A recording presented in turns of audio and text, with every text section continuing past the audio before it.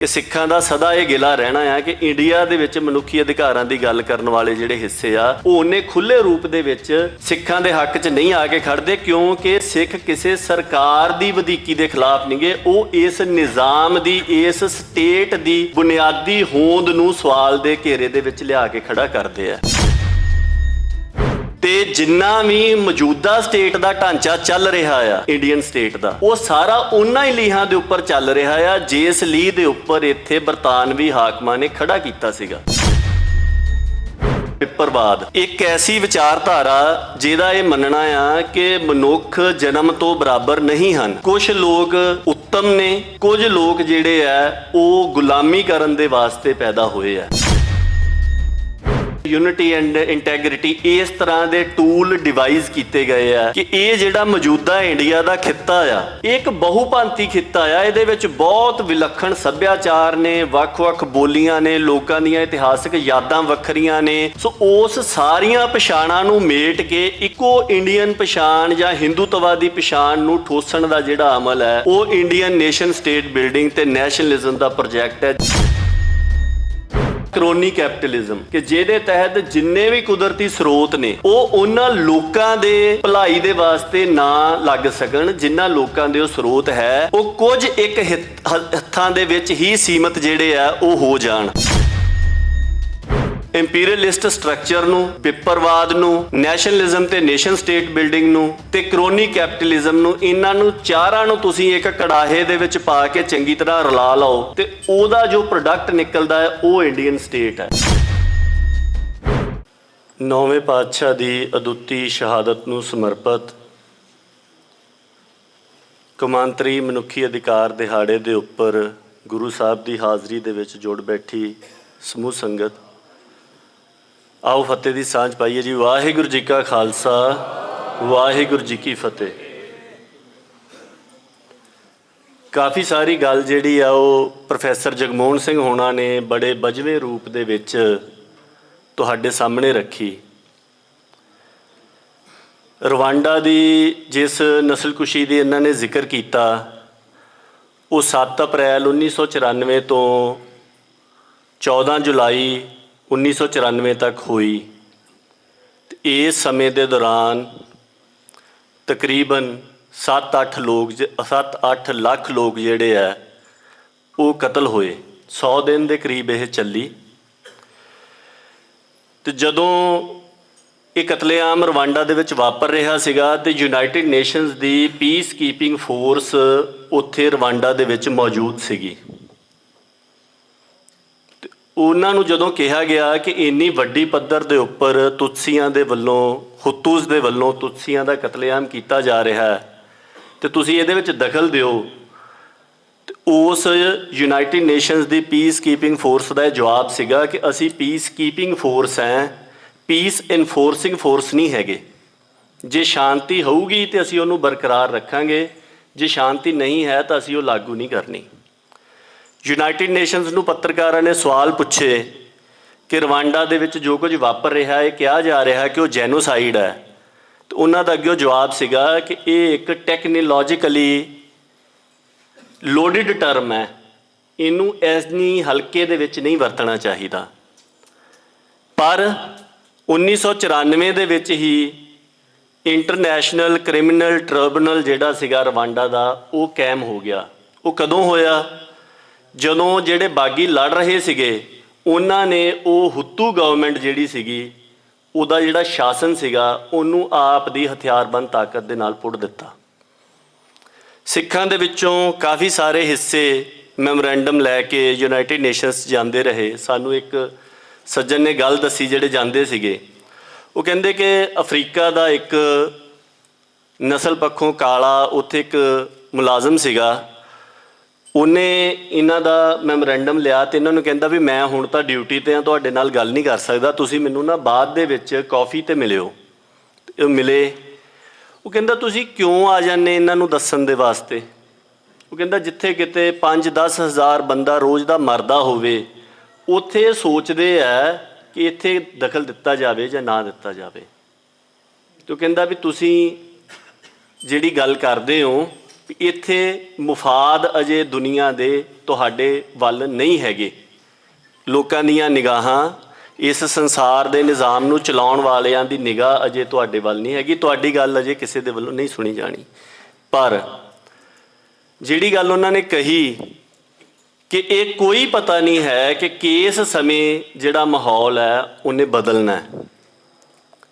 ਤੇ ਬੇਸ਼ੱਕ ਜਦੋਂ ਵੀ ਵੱਡੇ ਮੁਫਾਦਾਂ ਵਾਲੇ ਮੁਲਕਾਂ ਨੇ ਕੋਈ ਫੈਸਲਾ ਲੈਣਾ ਹੁੰਦਾ, ਉਹਨਾਂ ਨੂੰ ਕਿਸੇ ਬਹਾਨੇ ਦੀ ਜ਼ਰੂਰਤ ਨਹੀਂ ਹੁੰਦੀ, ਪਰ ਉਸ ਬਣੇ ਹੋਏ ਮੌਕੇ ਦੇ ਵਿੱਚ ਆਪਣੀ ਗੱਲ ਪੁਖਤਾ ਤਰੀਕੇ ਦੇ ਨਾਲ ਰੱਖਣ ਦੇ ਵਾਸਤੇ ਡਾਕੂਮੈਂਟੇਸ਼ਨ ਦਾ ਇੱਕ ਬੜਾ ਵੱਡਾ ਮਹੱਤਵ ਹੁੰਦਾ। ਤੇ ਡਾਕੂਮੈਂਟੇਸ਼ਨ ਜਿਹੜੀ ਹੈ ਇਹਦੇ ਵਿੱਚੋਂ ਕੀ ਨਿਕਲਦਾ? ਪ੍ਰੋਫੈਸਰ ਜਗਮੋਹਨ ਸਿੰਘ ਹੋਣਾ ਦੇ ਨਾਲ ਹੀ ਅਸੀਂ ਮਿਲੇ ਰਵੀ ਨਾਇਰ ਹੋਣਾ ਨੂੰ, ਤੁਹਾਨੂੰ ਯਾਦ ਹੋਣਾ ਜੀ। ਉਹਨਾਂ ਨੇ ਗੱਲ ਦੱਸੀ, ਸਾਊਥ ਏਸ਼ੀਆ ਡਾਕੂਮੈਂਟੇਸ਼ਨ ਸੈਂਟਰ ਦੇ ਉਹ ਮੁਖੀ ਸੀਗੇ। ਉਹਨਾਂ ਨੇ ਇੰਡੀਆ ਦੇ ਖਿਲਾਫ ਇਹਨਾਂ ਦੇ ਕਾਰਿਆਂ ਨੂੰ ਉਜਾਗਰ ਕਰਦਾ ਡੋਜ਼ੀਅਰ ਬਣਾ ਕੇ ਯੂਨਾਈਟਿਡ ਨੇਸ਼ਨਸ ਦੇ ਮੰਚ ਦੇ ਉੱਪਰ ਰੱਖਿਆ। ਭਾਰਤ ਸਰਕਾਰ ਬਹੁਤ ਜ਼ਿਆਦਾ ਖਫਾ ਹੋਈ, ਇੰਨੀ ਖਫਾ ਹੋਈ ਕਿ ਇੰਡੀਆ ਦੇ ਹਰ ਕੋਨੇ ਦੇ ਵਿੱਚ ਉਹਦੇ ਖਿਲਾਫ ਕੇਸ ਦਰਜ ਕਰ ਦਿੱਤਾ। ਉਹ ਕਹਿੰਦਾ ਕਿ ਮੇਰੀਆਂ ਕੋਠੀਆਂ ਤੱਕ ਵੀ ਜਿਹੜੀਆਂ ਸੀਗੀਆਂ ਉਹ ਕੇਸ ਭੁਗਤਦੇ ਦੀਆਂ ਵਿਕ ਗਈਆਂ। ਸੋ ਇੱਕ ਤਾਂ ਇਹ ਹੈ ਕਿ ਜਿਹੜਾ ਇਹ ਕੰਮ ਆ ਸਟੇਟ ਦੇ ਖਿਲਾਫ ਜਾਣ ਵਾਲਾ, ਉਹਦੇ ਮਨੁੱਖੀ ਹੱਕਾਂ ਦੇ ਕੀਤੇ ਜਾ ਰਹੇ ਘਾਣ ਨੂੰ ਡਾਕੂਮੈਂਟ ਕਰਨ ਦਾ, ਇਹਦੇ ਵਿੱਚੋਂ ਸਟੇਟ ਦੀ ਤੁਹਾਡੇ ਪ੍ਰਤੀ ਜਿਹੜਾ ਗੁੱਸਾ ਆ ਉਹਦਾ ਇਜ਼ਹਾਰ ਹੋਣਾ, ਇਹੀ ਨਿਕਲ ਕੇ ਆਉਣਾ ਹੁੰਦਾ। ਅਖੀਰ ਦੇ ਵਿੱਚ ਆਪਾਂ ਜਸਵੰਤ ਸਿੰਘ ਖਾਲੜਾ ਹੋਣਾ ਦੀ ਆਪਣੀ ਉਦਾਹਰਨ ਹੈ। ਤੇ ਇਹ ਗੱਲ ਅਸੀਂ ਜਦੋਂ ਮਿਲੇ ਕੁਝ ਸਾਲ ਪਹਿਲਾਂ ਬੀਬੀ ਖਾਲੜਾ ਹੋਣਾ ਨੂੰ ਜਾਂ ਉਹਨਾਂ ਦੇ ਮਾਤਾ ਬਾਪੂ ਜੀ ਨੂੰ ਵੀ ਮਿਲੇ ਸੀਗੇ, ਉਹਨਾਂ ਨੇ ਦੱਸਿਆ ਕਿ ਉਹਨਾਂ ਨੇ ਇੱਕ ਕਾਰਡ ਛਪਵਾਇਆ ਹੁੰਦਾ ਸੀ। ਉਹ ਜਿਹਦਾ ਵੀ ਕੇਸ ਡਾਕੂਮੈਂਟ ਕਰਦੇ ਸੀਗੇ ਉਹਨਾਂ ਨੂੰ ਕਾਰਡ ਦੇ ਦਿੰਦੇ ਸੀ ਕਿ ਤੁਹਾਨੂੰ ਆ ਕੇ ਕੋਈ ਵੀ ਪੁਲਿਸ ਵਾਲਾ ਤੰਗ ਕਰੇ, ਪੁੱਛੇ, ਤੁਸੀਂ ਮੇਰਾ ਕਾਰਡ ਦਿਖਾ ਦਿਓ ਕਿ ਉਹ ਵੀ ਇਹਨਾਂ ਦੇ ਨਾਲ ਗੱਲ ਕਰੋ। ਜਦੋਂ ਕੈਨੇਡਾ ਦੇ ਵਿੱਚ ਗਏ, ਉੱਥੋਂ ਦੇ ਪੋਲੀਟੀਸ਼ੀਅਨਾਂ ਨੇ, ਉੱਥੋਂ ਦੀ ਸਟੇਟ ਨੇ ਉਹਨਾਂ ਨੂੰ ਕਿਹਾ ਕਿ ਤੁਸੀਂ ਵਾਪਸ ਨਾ ਜਾਓ। ਬਹੁਤ ਸਾਰੇ ਸਿੱਖਾਂ ਨੇ ਵੀ ਕਿਹਾ ਕਿ ਵਾਪਸ ਨਾ ਜਾਓ, ਜੇ ਤੁਸੀਂ ਵਾਪਸ ਗਏ ਤਾਂ ਤੁਹਾਨੂੰ ਖਤਰਾ ਹੋਣਾ ਹੈ। ਉਹ ਕਹਿੰਦੇ ਕਿ ਜਿਨ੍ਹਾਂ ਲੋਕਾਂ ਨੂੰ ਮੈਂ, ਜਿਨ੍ਹਾਂ ਦੇ ਕੇਸ ਚੁੱਕੇ ਨੇ, ਜਿਨ੍ਹਾਂ ਨੂੰ ਖੜੇ ਕੀਤਾ ਆ ਇੰਨੇ ਵੱਡੇ ਦੈਂਤ ਦੇ ਖਿਲਾਫ, ਸਟੇਟ ਦੇ ਦੈਂਤ ਦੇ ਖਿਲਾਫ, ਜੇ ਮੈਂ ਹੀ ਮਤਲਬ ਭਗੌੜਾ ਹੋ ਗਿਆ ਤੇ ਫਿਰ ਉਹ ਲੋਕਾਂ ਦਾ ਆਸਰਾ ਕਿਹਨੇ ਬਣਨਾ ਆ। ਸੋ ਉਹ ਇੱਕ ਮਿੱਥ ਕੇ ਦਿੱਤੀ ਹੋਈ ਸ਼ਹਾਦਤ ਸੀਗੀ। ਤੇ ਉਹਦੇ ਪਿੱਛੇ ਤੁਸੀਂ ਦੇਖੋ ਕਿ ਜਿੰਨਾ ਵੀ ਕੰਮ ਅੱਜ ਹੋਇਆ, 5238 ਕੇਸ ਜਿਹੜੇ ਆ ਉਹ ਇਨਸਾਫ ਵਾਲਿਆਂ ਨੇ 10 ਸਾਲ ਦਾ ਸਮਾਂ ਲਾ ਕੇ ਉਹਦਾ ਪੂਰਾ ਜਿਹੜਾ ਡਾਟਾ ਆ ਉਹ data.insaf.org ਦੇ ਉੱਪਰ ਉਹਨਾਂ ਨੇ ਚਾੜਿਆ ਹੋਇਆ। ਇੱਕ ਇੱਕ ਕੇਸ ਦਾ ਪੂਰਾ ਪੰਜਾਬ ਦਾ ਨਕਸ਼ਾ, ਉਹਦੇ ਉੱਤੇ ਡਾਟ ਬਣੇ ਹੋਏ ਆ। ਤੁਸੀਂ ਇੱਕ ਡਾਟ 'ਤੇ ਕਲਿੱਕ ਕਰੋ, ਦੇਖੋ ਕਿ ਇਹ ਕਿਹੜਾ ਪਿੰਡ ਆ, ਇੱਥੋਂ ਦੇ ਕਿੰਨੇ ਜੀ ਜਿਹੜੇ ਆ ਉਹ ਇਨਫੋਰਸਡ ਡਿਸਅਪੀਅਰੈਂਸਿਸ ਤੇ ਕ੍ਰਾਈਮਸ ਅਗੇਂਸਟ ਹਿਊਮੈਨਿਟੀ, ਇਹ ਦੋ ਟਰਮਸ ਹੀ ਉਹਦੇ ਵਿੱਚ ਜਿਹੜੀਆਂ ਉਹ ਵਰਤੀਆਂ ਗਈਆਂ। ਤੇ ਐਕਸਟਰਾ ਜੁਡੀਸ਼ੀਅਲ ਕਿਲਿੰਗਸ ਕਿ ਇਸ ਤਰੀਕੇ ਦੇ ਨਾਲ ਖਤਮ ਕੀਤੇ ਗਏ। ਪਰ ਉਹ ਕੰਮ ਵੀ ਇੱਕ ਦਿਨ 'ਚ ਨਹੀਂ ਹੋਇਆ। ਉਸ ਕੰਮ ਦਾ ਵੀ ਜਿਹੜਾ ਆਧਾਰ ਹੈ ਉਹ ਉਹੀ ਸੀਗਾ ਜਿਹੜਾ ਭਾਈ ਜਸਵੰਤ ਸਿੰਘ ਖਾਲੜਾ ਹੋਣਾ ਨੇ ਸ਼ੁਰੂ ਕੀਤਾ ਸੀਗਾ। ਭਾਈ ਨਰੈਣ ਸਿੰਘ ਹੋਣੀ ਬੈਠੇ ਹੋਏ, ਇਹਨਾਂ ਦੇ ਫਰਜ਼ੰਦ ਨੇ ਐਡਵੋਕੇਟ ਬਲਜਿੰਦਰ ਸਿੰਘ, ਉਹਨਾਂ ਦੇ ਵੱਲੋਂ ਪੰਜਾਬ ਡਾਕੂਮੈਂਟੇਸ਼ਨ ਪ੍ਰੋਜੈਕਟ ਇੱਕ ਜਿਹੜਾ ਸਤਨਾਮ ਸਿੰਘ ਬੈਰਿਸਟਰ ਹੋਣਾ ਦੀ ਅਗਵਾਈ ਦੇ ਵਿੱਚ ਚੱਲ ਰਿਹਾ, ਉਹਦੇ ਤਹਿਤ ਉਹ, ਕਿਉਂਕਿ ਮੈਨੂੰ ਪਤਾ ਕਿ ਅਸੀਂ ਕੁਝ ਇੱਕ ਅਖਬਾਰਾਂ ਦੀ ਡਿਜੀਟਲਾਈਜੇਸ਼ਨ ਦਾ ਕੰਮ ਪੰਜਾਬੀ ਯੂਨੀਵਰਸਿਟੀ ਪਟਿਆਲਾ 'ਚ ਕੀਤਾ ਸੀਗਾ, ਤਾਂ ਉਹਨਾਂ ਨੂੰ ਪਤਾ ਲੱਗਾ, ਉਹਨਾਂ ਨੇ ਅਪਰੋਚ ਕੀਤੀ। ਉਹ ਕਹਿੰਦੇ ਕਿ ਸਾਨੂੰ ਅਖਬਾਰ ਚਾਹੀਦੇ ਉਹ ਡਾਟਾ ਇਕੱਠਾ ਕਰਨ ਦੇ ਵਾਸਤੇ। ਭਾਈ ਨਰੈਣ ਸਿੰਘ ਹੋਣੀ ਦੱਸਦੇ ਸੀਗੇ ਕਿ ਹੁਣ 13,000 ਤੋਂ ਵੱਧ ਕੇਸਾਂ ਦੀ ਜਿਹੜੀ ਹੈ ਉਹ ਸ਼ਨਾਖਤ ਕੀਤੀ ਜਾ ਚੁੱਕੀ ਹੈ। ਪਰ ਆਪਾਂ ਦੇਖੀਏ ਕਿ ਜਿਹੜੀ ਸ਼ਨਾਖਤ ਹੋਈ ਆ, ਐਡਾ ਵੱਡਾ ਕੰਮ ਚੱਲ ਰਿਹਾ ਪਿਛਲੇ 7-8 ਸਾਲ ਤੋਂ, ਮੈਨੂੰ ਪਤਾ ਕਿ ਇਹ ਕੰਮ ਚੱਲ ਰਿਹਾ, ਕਿਸੇ ਨੂੰ ਇਹਦੇ ਬਾਰੇ ਦੇ ਵਿੱਚ ਨਹੀਂ ਪਤਾ। ਜਿਸ ਤਰ੍ਹਾਂ ਪ੍ਰੋਫੈਸਰ ਜਗਮੋਹਨ ਸਿੰਘ ਹੋਣਾ ਨੇ ਕਿਹਾ ਸੀਗਾ, ਇਹ ਜਿਹੜੇ ਕੰਮ ਆ ਇਹ ਚੁੱਪ ਚਪੀਤੇ ਕਰਨ ਵਾਲੇ, ਇਹਦੇ ਵਿੱਚੋਂ ਕੋਈ ਵਡਿਆਈ ਕ੍ਰੈਡਿਟ ਨਹੀਂ ਮਿਲਣਾ ਹੁੰਦਾ। ਸੋ ਇਹਦੇ ਵਿੱਚ ਨਿਸ਼ਕਾਮ ਭਾਵਨਾ ਜਿਹੜੀ ਹੈ ਉਹ ਸਭ ਤੋਂ ਵੱਧ ਜ਼ਰੂਰੀ ਹੁੰਦੀ। ਸਮਾਂ ਸੀਮਤ ਆ। ਇੱਕ ਗੱਲ ਜਿਹੜੀ ਮੈਂ ਤੁਹਾਡੇ ਨਾਲ ਸਾਂਝੀ ਕਰਨੀ ਚਾਹੁੰਦਾ ਸੀਗਾ, ਜਿਹੜੀ ਗੱਲ ਭਾਈ ਕੁਲਵੀਰ ਸਿੰਘ ਹੋਣੀ ਵੀ ਕਹਿ ਕੇ ਗਏ ਕਿ ਜਿਸ ਵਿਰੋਧੀ ਦੇ ਨਾਲ ਸਾਡਾ ਪਾਲਾ ਪਿਆ ਆ, ਜਾਂ ਇੰਡੀਆ ਦੀਆਂ ਮਨੁੱਖੀ ਅਧਿਕਾਰ ਸੰਸਥਾਵਾਂ ਦੇ ਉੱਪਰ ਸਿੱਖਾਂ ਨੂੰ ਅਕਸਰ ਇਹ ਗਿਲਾ ਰਹਿੰਦਾ ਆ ਕਿ ਸਾਡੇ ਉੱਪਰ ਹੋਏ ਜ਼ੁਲਮ ਦੀ ਜਿੰਨੀ ਖੁੱਲ੍ਹ ਕੇ ਗੱਲ ਕਰਨੀ ਚਾਹੀਦੀ ਆ ਉਹ ਇਹ ਨਹੀਂ ਕਰਦੇ। ਉਹਦਾ ਕਾਰਨ ਇਹ ਹੈ ਕਿ ਬਹੁਤੀਆਂ ਮਨੁੱਖੀ ਅਧਿਕਾਰ ਸੰਸਥਾਵਾਂ ਆਪਣਾ ਦਾਇਰਾ ਜਿਹੜਾ ਆ ਉਹ ਸਰਕਾਰ ਜਾਂ ਗਵਰਨਮੈਂਟ ਵੱਲੋਂ ਕੀਤੀ ਜਾ ਰਹੀ ਵਧੀਕੀ ਨੂੰ ਮੰਨ ਕੇ ਚੱਲਦੇ ਆ। ਤੇ ਸਾਡੇ ਮੁਕਾਬਲੇ ਦੇ ਵਿੱਚ ਸਟੇਟ ਹੈ, ਗਵਰਨਮੈਂਟਸ ਬਦਲਦੀਆਂ ਰਹਿੰਦੀਆਂ ਨੇ, ਸਟੇਟ ਨਹੀਂ ਬਦਲਦੀ। ਸਟੇਟ ਬਹੁਤ ਰੇਅਰ ਹਾਲਾਤ ਦੇ ਵਿੱਚ ਟੁੱਟਦੀ ਹੈ। ਸੋ ਜਿੱਥੇ ਵੀ ਸਟੇਟ ਤੱਕ ਉਹ ਦਾਇਰਾ ਜਾਂਦਾ ਆ, ਇੰਡੀਅਨ ਸਟੇਟ ਤੱਕ, ਉੱਥੇ ਬਹੁਤਾਤ ਸਟੇਟ ਦੀ ਸਲਾਮਤੀ, ਜਿਹਨੂੰ ਕਿ ਇੰਡੀਆ ਨੇ ਆਪਣੇ ਨਰੇਟਿਵ ਦੇ ਵਿੱਚ ਯੂਨਿਟੀ ਐਂਡ ਇੰਟੈਗਰਿਟੀ ਆਫ ਇੰਡੀਆ ਕਹਿ ਕੇ ਡਿਫਾਈਨ ਕੀਤਾ ਹੋਇਆ, ਉਹਦੇ ਖਿਲਾਫ ਜਾ ਕੇ ਕਿਸੇ ਧਿਰ ਦੇ ਨਾਲ ਖੜਨ ਦਾ ਹੀਆ ਬਹੁਤ ਵਿਰਲਿਆਂ ਦੇ ਵਿੱਚੋਂ ਵਿਰਲੇ ਹੀ ਕਰਦੇ। ਇਸੇ ਕਰਕੇ ਇਹ ਹੈ ਕਿ ਸਿੱਖਾਂ ਦਾ ਸਦਾ ਇਹ ਗਿਲਾ ਰਹਿਣਾ ਆ ਕਿ ਇੰਡੀਆ ਦੇ ਵਿੱਚ ਮਨੁੱਖੀ ਅਧਿਕਾਰਾਂ ਦੀ ਗੱਲ ਕਰਨ ਵਾਲੇ ਜਿਹੜੇ ਹਿੱਸੇ ਆ, ਉਹ ਉਹਨੇ ਖੁੱਲ੍ਹੇ ਰੂਪ ਦੇ ਵਿੱਚ ਸਿੱਖਾਂ ਦੇ ਹੱਕ 'ਚ ਨਹੀਂ ਆ ਕੇ ਖੜਦੇ, ਕਿਉਂਕਿ ਸਿੱਖ ਕਿਸੇ ਸਰਕਾਰ ਦੀ ਵਧੀਕੀ ਦੇ ਖਿਲਾਫ ਨਹੀਂ ਗੇ, ਉਹ ਇਸ ਨਿਜ਼ਾਮ ਦੀ, ਇਸ ਸਟੇਟ ਦੀ ਬੁਨਿਆਦੀ ਹੋਂਦ ਨੂੰ ਸਵਾਲ ਦੇ ਘੇਰੇ ਦੇ ਵਿੱਚ ਲਿਆ ਕੇ ਖੜਾ ਕਰਦੇ ਆ। ਹੁਣ ਇੰਡੀਅਨ ਸਟੇਟ ਕੀ ਹੈ, ਮੈਂ ਸੰਖੇਪ ਲਫ਼ਜ਼ਾਂ ਦੇ ਵਿੱਚ 4 ਤੱਤ ਪ੍ਰਮੁੱਖ ਰੂਪ ਦੇ ਵਿੱਚ ਇਸ ਇੰਡੀਅਨ ਸਟੇਟ ਦੇ ਨੇ। ਪਹਿਲਾ ਹੈਗਾ ਇੰਪੀਰੀਅਲਿਸਟ ਸਟਰਕਚਰ, ਕਿ ਜਿਹੜਾ ਇਹਦਾ ਢਾਂਚਾ ਆ ਉਹ ਕਹਿਣ ਨੂੰ ਜਮਹੂਰੀ ਹੈ, ਡੈਮੋਕ੍ਰੈਟਿਕ ਹੈ, ਪਰ ਇਸ ਵੱਖ-ਵੱਖ ਰਾਜਾਂ ਦੇ ਵਿੱਚ ਵੰਡੇ ਹੋਏ ਖਿੱਤੇ ਨੂੰ ਬ੍ਰਿਟਿਸ਼ ਕਲੋਨਾਈਜ਼ਰਸ ਨੇ ਆ ਕੇ, ਬਸਤੀਵਾਦੀ ਹਾਕਮਾਂ ਨੇ ਇੱਕ ਸਾਮਰਾਜ ਦੀ ਸ਼ਕਲ ਦਿੱਤੀ ਇੰਪੀਰੀਅਲਿਸਟ ਦੀ। ਤੇ ਜਿੰਨਾ ਵੀ ਮੌਜੂਦਾ ਸਟੇਟ ਦਾ ਢਾਂਚਾ ਚੱਲ ਰਿਹਾ ਆ ਇੰਡੀਅਨ ਸਟੇਟ ਦਾ, ਉਹ ਸਾਰਾ ਉਹਨਾਂ ਹੀ ਲੀਹਾਂ ਦੇ ਉੱਪਰ ਚੱਲ ਰਿਹਾ ਆ ਜਿਸ ਲੀਹ ਦੇ ਉੱਪਰ ਇੱਥੇ ਬਰਤਾਨਵੀ ਹਾਕਮਾਂ ਨੇ ਖੜਾ ਕੀਤਾ ਸੀਗਾ। ਸੋ ਇਹ ਇੱਕ ਸਾਮਰਾਜੀ ਤਾਕਤ ਹੈ, ਇੱਕ ਇੰਪੀਰੀਅਲਿਸਟ ਸਟਰਕਚਰ ਹੈ, ਜਿਹੜਾ ਕਿ ਪਹਿਲਾ ਤੱਤ ਹੈ। ਦੂਸਰਾ ਹੈਗਾ ਆ ਇੰਡੀਅਨ ਸਟੇਟ ਦਾ ਜਿਹੜਾ ਤੱਤ ਹੈ, ਉਹ ਹੈਗਾ ਵਿਪਰਵਾਦ। ਇੱਕ ਐਸੀ ਵਿਚਾਰਧਾਰਾ ਜਿਹਦਾ ਇਹ ਮੰਨਣਾ ਆ ਕਿ ਮਨੁੱਖ ਜਨਮ ਤੋਂ ਬਰਾਬਰ ਨਹੀਂ ਹਨ। ਕੁਝ ਲੋਕ ਉੱਤਮ ਨੇ, ਕੁਝ ਲੋਕ ਜਿਹੜੇ ਆ ਉਹ ਗੁਲਾਮੀ ਕਰਨ ਦੇ ਵਾਸਤੇ ਪੈਦਾ ਹੋਏ ਆ। ਸੋ ਉਹਦੇ ਤਹਿਤ ਜਿੰਨੇ ਸਮਾਜਿਕ ਢਾਂਚੇ, ਨੀਤੀਆਂ, ਕਾਨੂੰਨ, ਉਹ ਲਿਖਤੀ ਦੇ ਵਿੱਚ ਕੁਝ ਵੀ ਹੋਵੇ, ਜਦੋਂ ਉਹ ਅਮਲ ਦੇ ਵਿੱਚ ਆਉਂਦਾ ਆ, ਉਹਦੇ ਵਿੱਚ ਮਤਲਬ ਤੁਹਾਨੂੰ ਸਾਫ਼ ਇੱਕ ਵਿਤਕਰੇਬਾਜ਼ੀ, ਊਚ ਨੀਚ ਵਾਲਾ ਜਿਹੜਾ ਭੇਦਭਾਵ ਵਾਲਾ, ਉਹ ਸਾਰਾ ਉਹਦੇ ਵਿੱਚੋਂ ਨਜ਼ਰ ਆ ਜਾਂਦਾ ਹੈ। ਤੀਸਰੀ ਚੀਜ਼ ਜਿਹੜੀ ਹੈ ਉਹ ਹੈਗੀ ਹੈ ਨੇਸ਼ਨ ਸਟੇਟ ਬਿਲਡਿੰਗ ਤੇ ਨੈਸ਼ਨਲਿਜ਼ਮ, ਜਿਹਦੇ ਤਹਿਤ ਯੂਨਿਟੀ ਐਂਡ ਇੰਟੈਗਰਿਟੀ ਇਸ ਤਰ੍ਹਾਂ ਦੇ ਟੂਲ ਡਿਵਾਈਸ ਕੀਤੇ ਗਏ ਆ ਕਿ ਇਹ ਜਿਹੜਾ ਮੌਜੂਦਾ ਇੰਡੀਆ ਦਾ ਖਿੱਤਾ ਆ, ਇਹ ਇੱਕ ਬਹੁਪੰਥੀ ਖਿੱਤਾ ਆ। ਇਹਦੇ ਵਿੱਚ ਬਹੁਤ ਵਿਲੱਖਣ ਸੱਭਿਆਚਾਰ ਨੇ, ਵੱਖ-ਵੱਖ ਬੋਲੀਆਂ ਨੇ, ਲੋਕਾਂ ਦੀਆਂ ਇਤਿਹਾਸਕ ਯਾਦਾਂ ਵੱਖਰੀਆਂ ਨੇ, ਲੋਕਾਂ ਦੇ ਆਪਣੇ ਰਾਜ ਵੱਖਰੇ ਇੱਥੇ ਰਹੇ ਆ, ਜਿਨ੍ਹਾਂ ਨੂੰ ਫਰੇਬ ਦੇ ਨਾਲ, ਕਿਸੇ ਨੂੰ ਜ਼ਬਰ ਦੇ ਨਾਲ ਮੌਜੂਦਾ ਇੰਡੀਅਨ ਸਟੇਟ ਨੇ ਜਾਂ ਇਹਨਾਂ ਤੋਂ ਪਹਿਲਾਂ ਬਸਤੀਵਾਦੀ ਜਿਹੜੇ ਹਾਕਮ ਸੀਗੇ ਅੰਗਰੇਜ਼, ਉਹਨਾਂ ਨੇ ਇਕੱਠੇ ਕਰਕੇ ਇੱਕ ਢਾਂਚਾ ਬਣਾਇਆ ਸੀਗਾ। ਸੋ ਉਸ ਸਾਰੀਆਂ ਪਛਾਣਾਂ ਨੂੰ ਮੇਟ ਕੇ ਇੱਕੋ ਇੰਡੀਅਨ ਪਛਾਣ ਜਾਂ ਹਿੰਦੂਤਵਾਦੀ ਪਛਾਣ ਨੂੰ ਠੋਸਣ ਦਾ ਜਿਹੜਾ ਅਮਲ ਹੈ, ਉਹ ਇੰਡੀਅਨ ਨੇਸ਼ਨ ਸਟੇਟ ਬਿਲਡਿੰਗ ਤੇ ਨੈਸ਼ਨਲਿਜ਼ਮ ਦਾ ਪ੍ਰੋਜੈਕਟ ਹੈ, ਜਿਹੜਾ ਤੀਸਰਾ ਤੱਤ ਹੈ। ਤੇ ਚੌਥਾ ਹੈਗਾ ਆ ਕਰੋਨੀ ਕੈਪੀਟਲਿਜ਼ਮ, ਕਿ ਜਿਹਦੇ ਤਹਿਤ ਜਿੰਨੇ ਵੀ ਕੁਦਰਤੀ ਸਰੋਤ ਨੇ ਉਹ ਉਹਨਾਂ ਲੋਕਾਂ ਦੇ ਭਲਾਈ ਦੇ ਵਾਸਤੇ ਨਾ ਲੱਗ ਸਕਣ ਜਿਨ੍ਹਾਂ ਲੋਕਾਂ ਦੇ ਉਹ ਸਰੋਤ ਹੈ, ਉਹ ਕੁਝ ਇੱਕ ਹੱਥਾਂ ਦੇ ਵਿੱਚ ਹੀ ਸੀਮਤ ਜਿਹੜੇ ਆ ਉਹ ਹੋ ਜਾਣ। ਸੋ ਇਹ 4 ਚੀਜ਼ਾਂ ਨੂੰ, ਇੰਪੀਰੀਅਲਿਸਟ ਸਟਰਕਚਰ ਨੂੰ, ਵਿਪਰਵਾਦ ਨੂੰ, ਨੈਸ਼ਨਲਿਜ਼ਮ ਤੇ ਨੇਸ਼ਨ ਸਟੇਟ ਬਿਲਡਿੰਗ ਨੂੰ, ਤੇ ਕਰੋਨੀ ਕੈਪੀਟਲਿਜ਼ਮ ਨੂੰ, ਇਹਨਾਂ ਨੂੰ ਚਾਰਾਂ ਨੂੰ ਤੁਸੀਂ ਇੱਕ ਕੜਾਹੇ ਦੇ ਵਿੱਚ ਪਾ ਕੇ ਚੰਗੀ ਤਰ੍ਹਾਂ ਰਲਾ ਲਓ ਤੇ ਉਹਦਾ ਜੋ ਪ੍ਰੋਡਕਟ ਨਿਕਲਦਾ ਹੈ ਉਹ ਇੰਡੀਅਨ ਸਟੇਟ ਹੈ। ਸੋ ਇਹਦੇ ਸਨਮੁਖ ਜਿਹੜੇ ਆ ਉਹ ਅਸੀਂ ਖੜੇ ਹਾਂ। ਸੋ ਆਖਰੀ ਨੁਕਤਾ, ਕਿਉਂਕਿ ਇਸ਼ਾਰਾ ਹੋ ਗਿਆ, ਆਖਰੀ ਨੁਕਤਾ ਜਿਹੜਾ ਮੈਂ ਤੁਹਾਡੇ ਨਾਲ ਸਾਂਝਾ ਕਰਨਾ ਉਹ ਇਹ ਹੈ ਕਿ ਗੁਰਦਾਸਪੁਰ ਦੇ ਵਿੱਚ ਕੁਝ ਸਾਲ ਪਹਿਲਾਂ ਇੱਕ ਸਮਾਗਮ ਦਲ ਖਾਲਸਾ ਨੇ ਕਰਵਾਇਆ ਸੀ। ਉੱਥੇ ਮੈਂ ਤਾਕਤ ਦੇ ਸਰੋਤ ਕੀ ਨੇ ਤੇ ਕਿਸ ਤਰੀਕੇ ਦੇ ਨਾਲ ਉਹਨਾਂ ਸਰੋਤਾਂ ਨੂੰ ਵੱਖ-ਵੱਖ ਹਿੱਸਿਆਂ 'ਚ ਚੈਨਲਾਈਜ਼ ਕਰਨ ਦੀ ਜ਼ਰੂਰਤ ਹੈ, ਉਹਦੇ ਬਾਰੇ ਦੇ ਵਿੱਚ ਸਾਂਝ ਪਾਈ ਸੀਗੀ। ਉਹ ਮੈਂ ਸਾਰਾ ਕੁਝ ਦੁਹਰਾਉਣਾ ਨਹੀਂ ਹੈ, ਉਹ ਪਹਿਲਾਂ ਗੱਲ ਤੁਹਾਡੇ ਨਾਲ ਸਾਂਝੀ ਕੀਤੀ ਸੀਗੀ। ਅਸੀਂ ਦੇਖੀਏ ਕਿ ਅਸੀਂ ਆਪਣੇ ਮਸਲਿਆਂ ਨੂੰ ਕਿਸ ਤਰੀਕੇ ਦੇ ਨਾਲ ਮੁਖਾਤਬ ਹੁੰਦੇ ਆ ਇਸ ਸਟਰਕਚਰ ਦੇ ਵਿੱਚ। 2 ਮਿਸਾਲਾਂ ਦੇ ਕੇ ਉਸ ਤੋਂ ਬਾਅਦ ਸਮਾਪਤੀ ਕਰ ਦੇਣੀ। ਇੱਕ ਮਿਸਾਲ ਬੰਦੀ ਸਿੰਘਾਂ ਦੇ ਮਸਲੇ ਦੀ।